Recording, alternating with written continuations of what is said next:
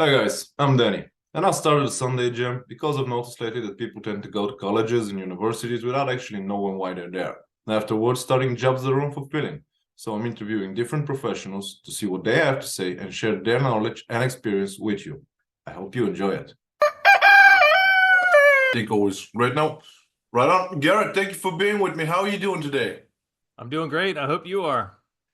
Absolutely perfect. And before we start, I would like to ask you speak a little bit louder for me, please, because I can't hear you very well.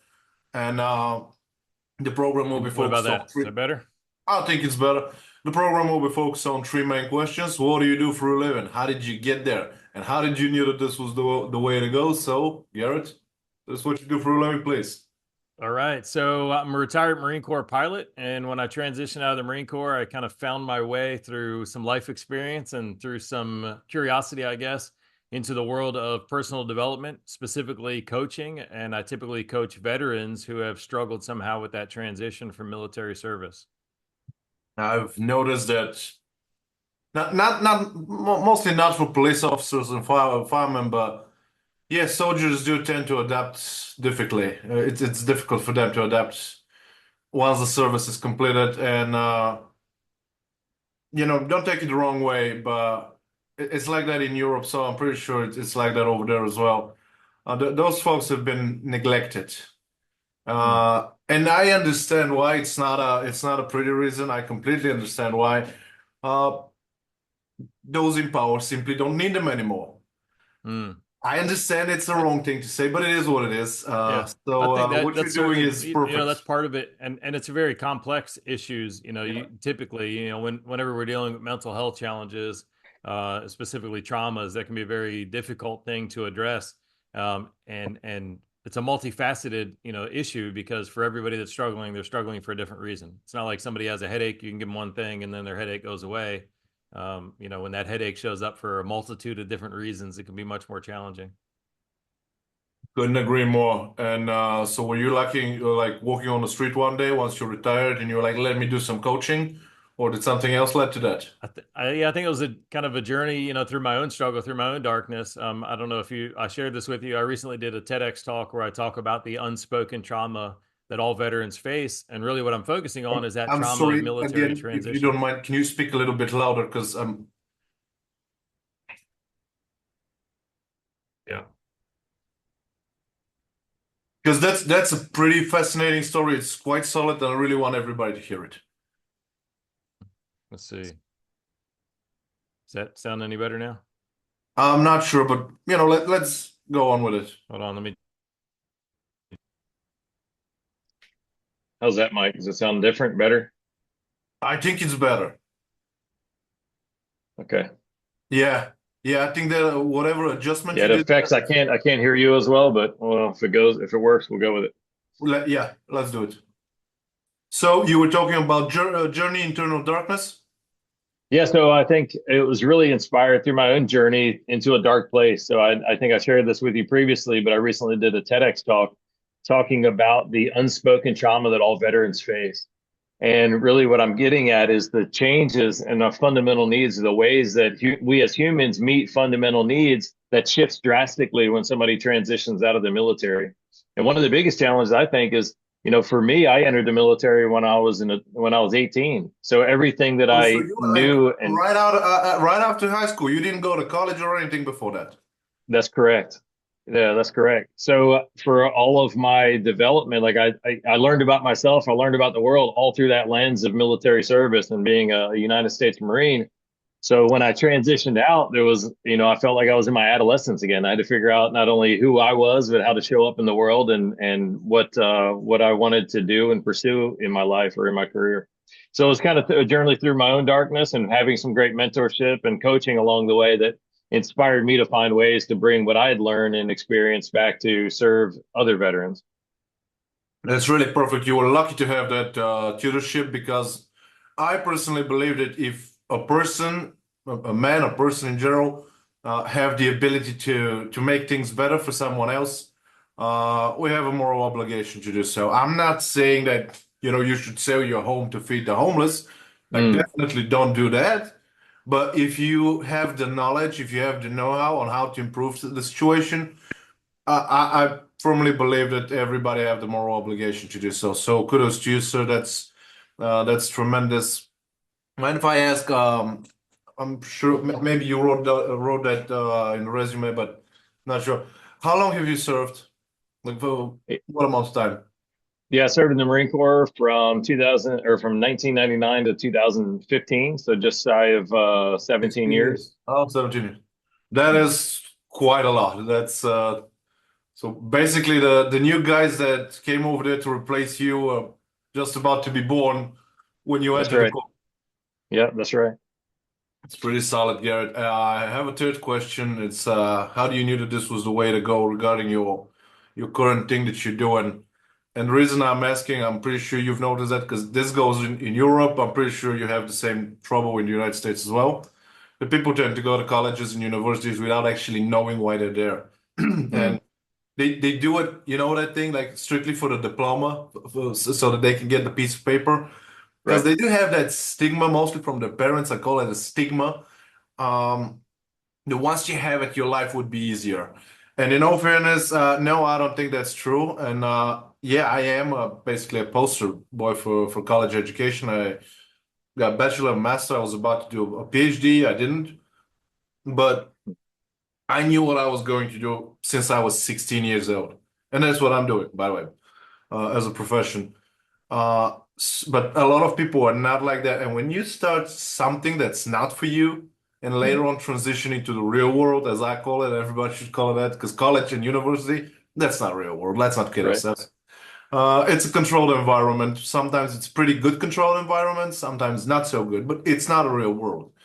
And once you're out there, so what do we have? We have young adults, because those aren't kids in my book. 24, 5, 6 year old. They have no idea what they're doing. Most, not all, but Mm, most. And they get angry. And I understand that anger because they lost a lot of time. Sometimes they even lost a lot of money and they have mm, something that aren't using it. Now, when you are single and nobody depends on you, I guess it's okay to be miserable. But when you bring other people into that picture, I think it's next to impossible to do something 8 to 10 hours a day and not be miserable if this isn't for you. You bring that misery into your home and well, we can all see the end result. And the reason I'm asking that question is because where you served for 17 years, you have, from what I'm hearing and from what I heard right now, you are a super charismatic guy, and not only that, you have the ability to explain things clearly. Like even I can understand you, and I'm not very smart. So you could have done any number of things. 17 years of service. Uh, you you speak tremendously well. You're, you know, pretty okay in front of a camera and everything. Those are all remarkable qualities. Not I've never met you before, but there's no way you could have survived 16, 17 years in the military if you didn't have discipline. That's essential. So you obviously do. And my question is, because you have all those tremendous qualities, how did you knew that the current way you're on was the way for you? Yeah, so great question. I think, that again, that's a multifaceted answer probably because we can look at it and we can dissect it from many different levels, whether it's the spiritual component and maybe some divine guidance at different times along the way. And other times just, seeing and being available to opportunities when they showed up, they kind of felt like the right thing to do. That's the best advice that I have though, is to listen to our emotions and feel and follow the feelings that are coming up inside. One of the greatest things that we can do to find a greater sense of meaning in our life is following the emotion of joy. One of the challenges when somebody's graduating high school or their primary school and going off to university is you're just taking your best guess at what you think you want to do with your life or how you think your life will be in a certain profession or a certain role. But for some, at that stage in our life, we haven't been out in the, quote unquote, real world. We haven't had to see what it's actually like in the day to day in that experience. So we can get, we're taking our best guess at it. And unfortunately, from that perspective, with the limited experience that we have at that age, our best guess oftentimes misses the mark. And I think that's okay. And I think that's an intended part of the life journey of the experience that that unfolds for us is we go off and, so I'm the typical story. I went and I studied mechanical engineering in undergrad, never for a day in my life have done any mechanical engineering. However, I can look back at that experience and I appreciate it for what it was, and I can draw value that I got from that experience and apply it in my life today. So for anybody who's gone through, gotten their 4-year degree or got their master's degree, and now they're realizing, man, this didn't set me up for anything that I want to do. I know there's things that you learned along the way that you can leverage. So look for that. It wasn't a complete waste of time and a complete waste of money. Go back and find what was it that you developed. Maybe it was a skill set, maybe it was a connection, maybe it was a relationship, maybe there's some, one class that really resonated with you. Use that as a clue to find your way back to a life that can be most meaningful and most enjoyable for you. And I think again, it comes back to following that emotion of joy. Joy is a very simple emotion. It can be a guiding star in our life. And I think when we follow joy and we investigate and we reflect on what are the things that I do that make me feel most alive and most grateful and really kind of showing up as that best version of myself. Those can be clues to where we can find a profession that will allow us to use that same skill set and experience those same emotions. So even if it's a 180 out from what you thought your initial vision was, find some way to kind of bring that into alignment, your experience, the skill sets that you have, and what provides the greatest sense of joy for you. That's pretty solid. One, I do love the three questions, all of them, but I love the last one especially because so far, now I've done about 100 and something interviews. Mhm. So far, I have never received the same answer to the third question, That's great. and it really is something. Uh, can you give me an example? Nothing specific because I don't want, people to start overthinking. What is the main issue you're facing when you're coaching someone, especially a veteran? I think If it's you can give, contending. it's very complex, as you said, Yeah, but yeah. if you I think can it's give a contending general with the one. change that somebody wasn't ready for or wasn't prepared for or hasn't really recognized it. Sometimes the greatest source of pain and suffering in our life is a slow change that occurs over time and we don't notice it until it gets so bad. Whether it's a Yeah. relationship that we don't really notice it until it gets so bad, or a professional experience that we don't notice. So for a lot of individuals, I think it's that slow slide or that's something that caught them off guard that really creates a challenge. As I mentioned in my TEDx talk, one of the three biggest things that are huge contributing factors, this isn't just for veterans, this can be for people who are graduating from college, this can be people in a career change or moving across the country. The three biggest challenges are: one is a lack of connection. We have this basic human need for connection to a tribe. And when you transition from either one role, one position, one community, one tribe to another, we feel a real, there's very deep rooted effects that has on us. We need connection in order to survive, in order to feel safe, in order to feel worthwhile. We also need connection in order to process negative emotions as they come up. It's hardwired into our bodies to rely on that sense of connection. So that can be a big one. And then this ties back to the conversation on joy. We really have a fundamental need for a sense of meaning in our life. And, initially I thought, okay, meaning, that's cool. That can provide some direction. Sometimes if we have a real good sense of meaning, that can make the work that we're doing feel more rewarding and fun. But what I've come to understand is that meaning has a much more significant role in our life. We require meaning, as Dr. Viktor Frankl shares in his book about being a Holocaust survivor. He's got a book called The Man's Search for Meaning. And what he shares is that our sense of meaning also provides our capacity to endure suffering in our life. So if you don't have a strong sense of meaning, if you don't have that feeling showing up in your life that you're showing up and you're making a contribution and there's value in what you're doing and there's value in who you are, if you don't have that feeling, then you can't even deal with the hard and challenging times as they come up. So that's a long answer to your question about what do No, veterans struggle with the most, it and was it's a that lack complex of question. that loss of meaning. You couldn't be more correct, sir. And I remember there was this girl I used to date. We used to date for 3.5 years or something like that, maybe even more. And the last year and a half was like hell. Like I was miserable.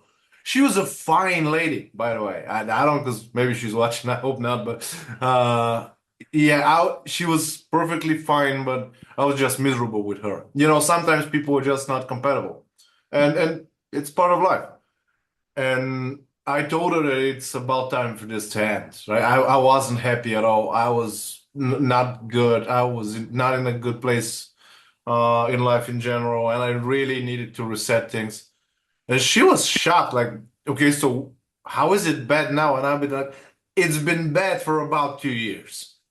And when you have those specific feelings for someone, you don't notice the signs. But yeah, I really want feeling fine. And also, you're completely correct. That's if people can watch themselves for something like that, that'd be pretty amazing.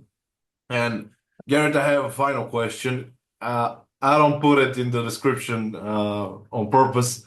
Now, I know you can speak for days on that topic, but if you can give one example for my audience, what will it be? My audience are basically people that are looking at that program and, okay, so am I studying the correct thing? Is this for me? Is this job the right one for me? You gave it that example for the joy stuff, but if you can give a practical one.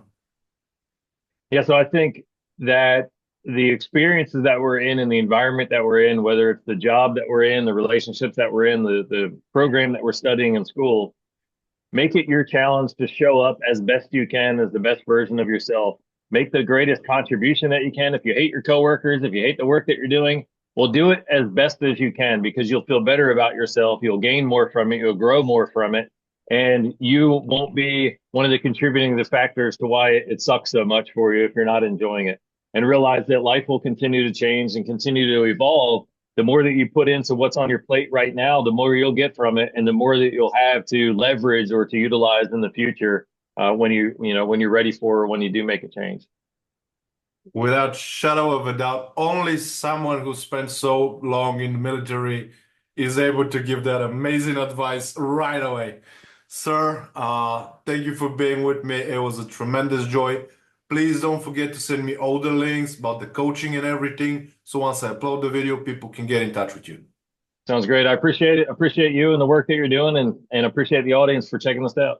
Right on. Have a nice day, sir. All right, be well. Guys, I hope this one was useful. Please follow the channel on YouTube, Rumble, Twitter, Gap, LinkedIn, and Facebook.